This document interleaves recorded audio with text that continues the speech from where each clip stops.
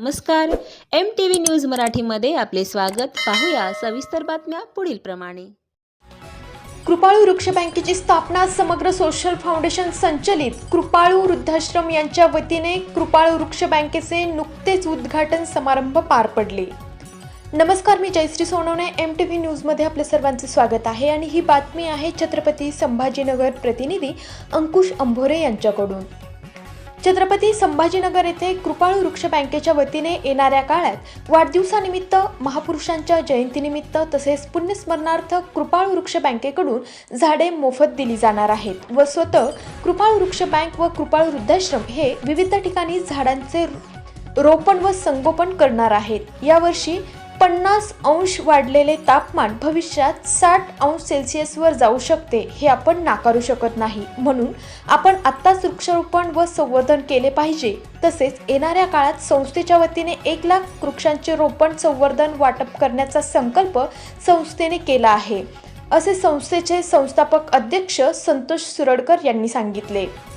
कृपाळू वृक्ष बँकेच्या वतीने 500 वृक्षांचे नुकतेच बीजारोपण केले आहे. कृपाळू वृक्ष बँकेच्या उद्घाटन प्रसंगी संस्थापक अध्यक्ष संतोष सुरडकर, KT निर्भवने, मयूर सुरडकर, विलास पुसे, शुभम कांबळे व कृपाळू वृद्धाश्रमातील आजी आजोबा यावेळी सहभागी झाले होते. अशाच काही नवीन बातम्यांच्या अपडेटसाठी आपण पाहत रहा MTV न्यूज.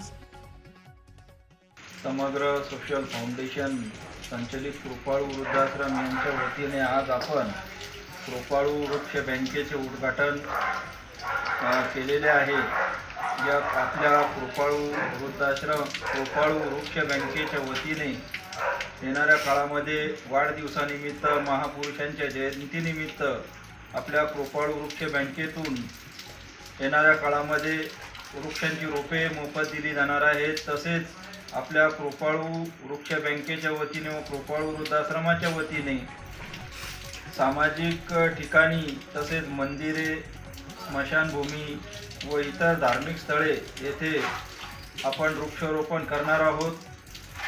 आपल्याला माहीतच आहे की यावर्षी तापमान हे 50 अंशावर गेले होते व काही काळानंतर हे 60 अंशावर सुद्धा जाऊ शकते. 60 अंशावर गेल्यानंतर माणूस हा जिवंत राहू शकणार नाही. म्हणून सर्वांना माझी कळकळीची विनंती आहे की झाडे लावा, झाडे जगवा, झाडांचं संगोपन करा. तरच ही पृथ्वी व्यवस्थित राहील, पृथ्वीचं संतुलन व्यवस्थित राहील.